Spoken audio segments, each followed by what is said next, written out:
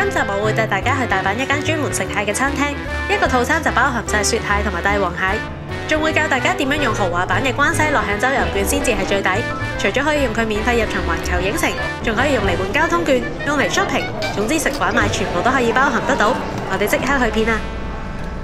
嚟到關西好似點都係要食翻餐蟹嘅，好多時大家喺大阪諗起食蟹呢，就係蟹道樂，但係今日呢，我會去另一間其實食蟹都出名嘅餐廳，佢嘅位置呢，就喺心齋橋附近。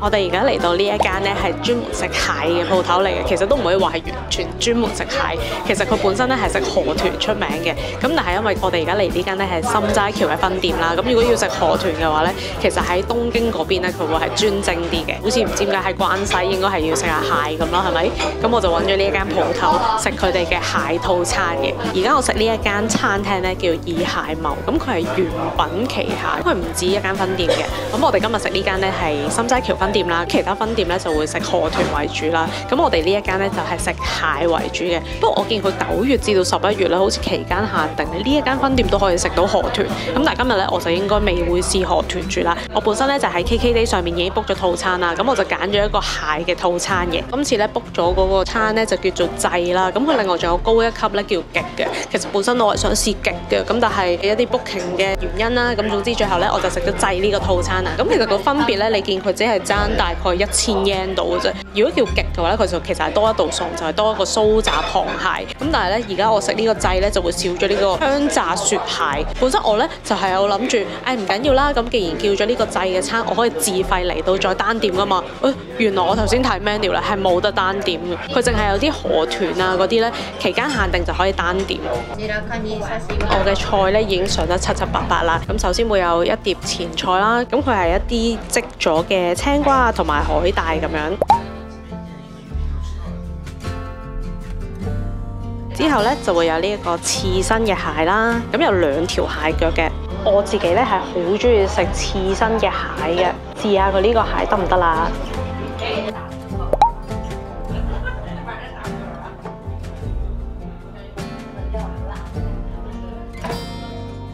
佢呢個刺身咧，比起我以前食過嗰啲，我覺得係偏鹹口少少。同我之前咧喺另外一啲地方食過嘅蟹咧，佢比較清新啲、清爽啲嚟講，佢鹹味好重喎，即係可以點好少豉油就已經 OK。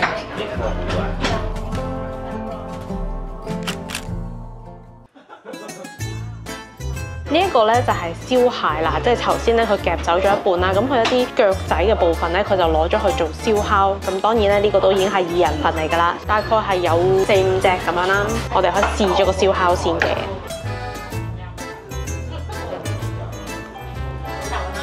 咁燒蟹腳係點都唔會唔好食嘅，同埋咧佢燒咧我都覺得燒得幾嫩，啱啱好熟到嘅，絕對唔會話啲蟹肉乾到咧燒到乾晒嗰種，係唔會嘅，入邊係好濕潤嘅。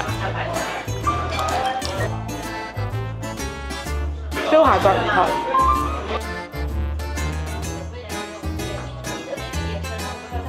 燒蟹同埋刺身嚟講，我覺得燒蟹仲好食啲。平時咧我係會中意食刺身多啲嘅，但今日我覺得燒蟹仲好食。果然海鮮咧有時係要燒過先至出嗰個鮮味。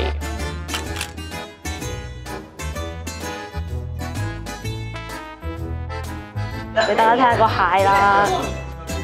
而家我拎住呢一度咧係2人份嘅1半嚟嘅，咁佢因為咧係可以揀燒烤啦同埋火鍋，佢上咗個火鍋之後咧，佢就會即場問你啦，話會唔會想一半食燒烤啊？咁當然係要試埋啦，係咪？咁所以佢就即場咧夾走咗一半，咁而家剩翻呢啲比較大件嘅鉗啊、粗啲嘅腳嘅部分咧，佢就留翻俾我做火鍋。佢個火鍋咧係好似用一個竹籃，跟住上邊用一個紙火鍋咁樣去裝住啲湯。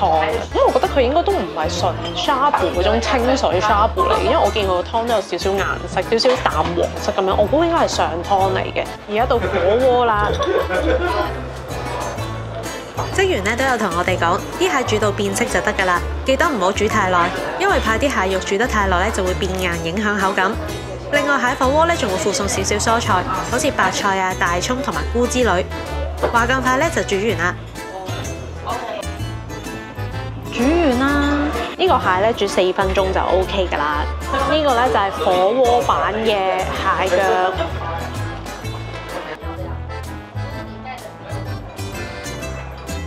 當然我覺得燒係好食啲啦，因為始終煮出嚟就係大家幻想到嘅味道咯。個蟹肉好結實嘅，但係就椒個鮮味出眾啲啊，好似提升咗個鮮味咁，加埋啲炭香。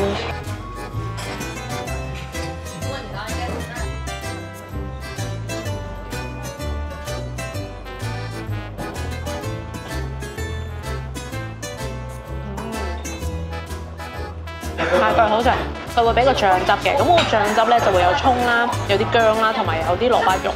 咁佢一開始會問你係咪三樣都落，咁如果你唔中意葱啊嗰啲，可以即時同佢講嘅。咁嗰個醬汁機械咧，柚子醋為主，咁可能佢有加少少醬油啊嗰啲啦，咁再配蟹食咧，酸味味加柚子醋咧係好食嘅。俾大家睇下，我起咗一條腳嘅肉，個肉量睇落都幾多，仲有隻鉗。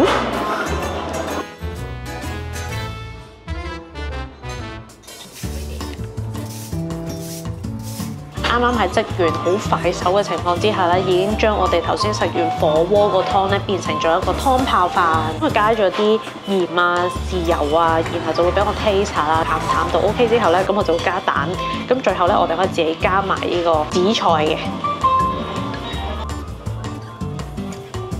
因為通常你知嗰啲宴席完咗之後，佢一定會有一個終結嘅菜式噶嘛，咁我一定係一種飯啊，一啲飽肚嘅嘢啦，咁然後就配少少呢個植物。我不嬲都唔係好懂呢樣嘢嘅，因為你食晒所有餸之後，突然間要對一個什麼都沒有嘅飯咧，不嬲對我嚟講，我覺得有少少奇怪嘅。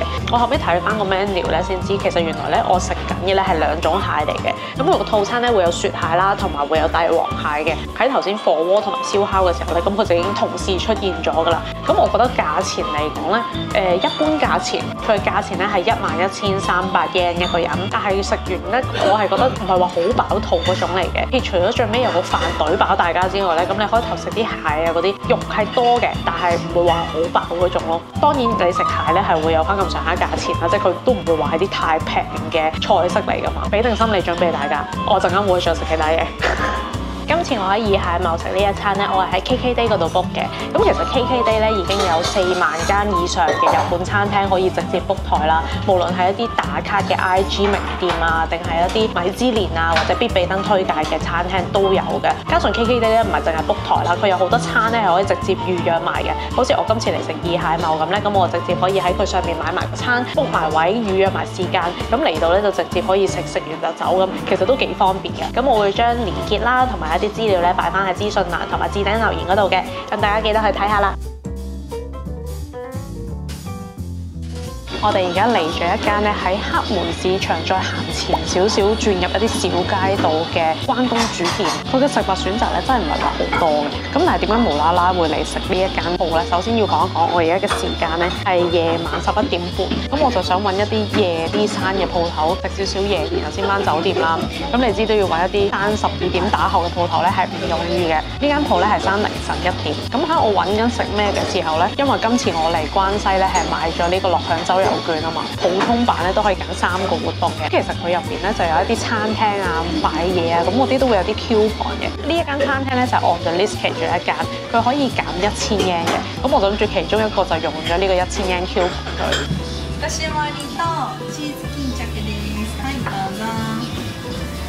而家試下佢嘅關東煮啦，叫做一個咧係佢嘅5種關東煮雜錦咁一碗嘅。佢入邊咧都係有啲正常關東煮會見到嘅嘢食啦，例如蛋啦、大根啦，有嚿應該係腐皮包住嘅年糕，咁仲有一啲甜不辣啊，一啲牛嘅筋、牛筋，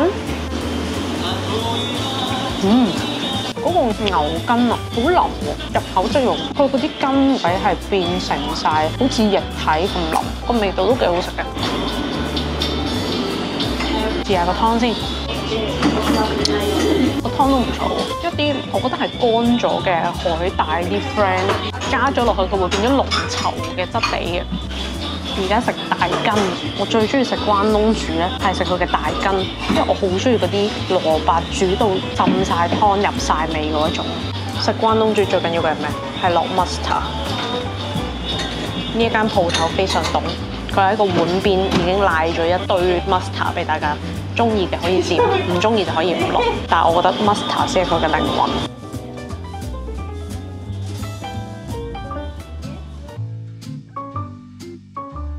另外呢一個咧應該都係呢間鋪頭嘅名物之一嚟嘅，唔知屬唔屬於關東煮咧？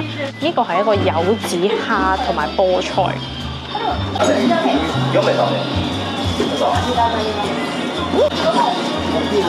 都係一個好似魚蛋嘅皮，入邊包咗一粒蝦。因為我食完粒蝦之後咧，而家得翻個魚蛋嘅皮，但係幾好食㗎，味道都係嗰啲清甜嘅湯底。呢一個咧係我一見到我就想嗌嘅芝士嘅，香港係咪會叫福袋？我諗都係嗰啲腐皮裝住，我唔知係冇年糕，但係入邊一定有芝士。見到芝士呢兩個字，諗都唔諗就嗌啦。入邊係軟芝士嚟嘅，幾好食。佢唔係用啲好鹹嘅芝士，食落去加埋個腐皮，有啲腐皮年糕嘅感覺，但係你就想像下變咗芝士咯。幾香嘅芝士味。今次食呢間餐廳咧，都係想分享俾大家睇下，如果買咗周遊券咧，可以點樣用啦。咁其實我今次買呢個咧豪華版嘅樂享周遊券嚟嘅。咁除咗佢喺嗰啲豪華區可以揀一啲入場券，例如去環球影城啦，或者可以去世博啦，用呢兩個入場券就當然係最抵啦。咁另外仲有啲交通嗰啲咧，佢都可以包喺入邊嘅。咁但係你可能會覺得，我冇咁多活動要用到佢嘅入場券喎，咁咪好唔抵咯。其實我覺得都唔會嘅。我見其實有好多餐廳咧都包咗，因為其實佢成個關西區嘛，淨係講緊大阪咧，我見其實都有好多燒肉店或者章魚燒嗰啲地方去用。好似我之前介紹過一間燒肉店叫阿布利亞啦，咁佢都可以扣1000 yen 當係 coupon 咁樣用咯。咁我今次嚟到關西咧，其實都係嚟咗7日旅行，佢都足夠覆蓋晒我成個旅程㗎啦。咁所以都唔會話擔心咧，真係係咪好趕住一定要1-2日之內用晒佢去晒，都唔使嘅，可以跟翻你行程。周遊券可以揀嗰啲活動咧，其實都有成幾百種啊！好似我今次咁，除咗啲入場券之外，我要揀啲餐廳啊，或者揀啲百貨公司用咗佢，係絕對會用得着嘅。所以我覺得都幾抵買，因為今次其實一張豪華版樂享周遊券咧係800蚊度啦，喺 KKday 嗰度買。咁但其實講緊環球影城入場券咧，都已經差唔多成500幾600蚊港紙㗎啦，淨係佢已經 cover 咗一大半。另外我會用埋佢哋嘅交通啦，去京都玩又有入場券，加埋，我諗係超過1000蚊港紙嘅價值咯，咁所以我覺得我今次買呢個周遊券都幾抵用。我會將詳情咧擺喺影片資訊欄嗰度，咁大家可以撳入去條 link 睇下。今日我會離開大阪出發去京都，而家就同大家講下點樣換交通券啦。首先大家要 download 咗一個 app 叫做 Travel Content， 綁定咗大家買嘅周遊券電子票先，之後所有門票咧都會喺呢個 app 入面兌換。交通券咧係需要兌換實體飛嘅，所以我就要先嚟到大阪站或者新大阪站揾到呢一部電子機。然後就可以自己喺部機度 scan passport 同埋印交通券出嚟㗎啦。成個過程咧都係自助形式嘅，部機會一次過將成沓券印晒出嚟。而樂享周遊券包嘅咧係關西地區鐵路周遊3日券，入面包含咗京都地下鐵啦、京阪電車啦同埋阪急電鐵呢啲1日券嘅。今次我喺京都成個旅程咧就會用呢一套交通券啦。我由大阪去京都咧會用 JR 西日本嘅3日券。等到回程由京都再返去關西機場咧，先至會用下 Luca 號嘅指定直車飛。我哋嚟到關西咧，係用咗呢個豪華版樂享周遊券㗎嘛，即係其實佢同普通版一樣咧，都可以喺普通嗰啲活動嗰度揀3個項目嘅。咁其實佢有好多嗰啲商場啊，或者係食嘢啊，可以當係1000 yen coupon 咁樣用嘅。咁我而家咧就喺京都啦，諗住喺呢個 Porta 商場嗰度咧用咗個1000 yen券佢。我上網揾點樣可以用到呢一張 coupon 啦。咁我只係得一張相咧，去話俾你聽，你要去揾到呢一部機，咁你先至可以 print 到嗰張 coupon 出嚟用。至於嗰個 information centre 係邊個出口咧？京都站係好大噶嘛，你點樣揾到咧？我問完人，而家終於 finally 知道，原來係要上好多層 escalator， 上翻地面1樓先會揾到咯。我終於揾到啦，係呢一部機啊！咁我就可以兌換一啲普通版嘅活動啦。我而家就諗住兌換呢一個商場嘅消費券嘅，咁我就撳開佢啦。咁我就 print 咗出嚟啦。咁我就可以喺呢一欄嘅商場嗰度用呢1000 yen coupon 啦。好，我 finally 終於換完我個券，可以喺呢度 shopping 啦。呢個就係 Porta。其實消費券唔係淨係喺 Porta 呢個商場可以用，而係京都車站附近幾個百貨公司咧都可以用得到嘅。詳情可以睇翻張券上面顯示翻唔同嘅地點。而呢張消費券使用嘅方法咧都好簡單，其實都係正常喺鋪頭 shopping， 去到俾錢嘅時候咧 show 俾個職員睇，佢哋就會直接幫你扣緊1000 yen 噶啦。我就用佢嚟買咗支 hand cream。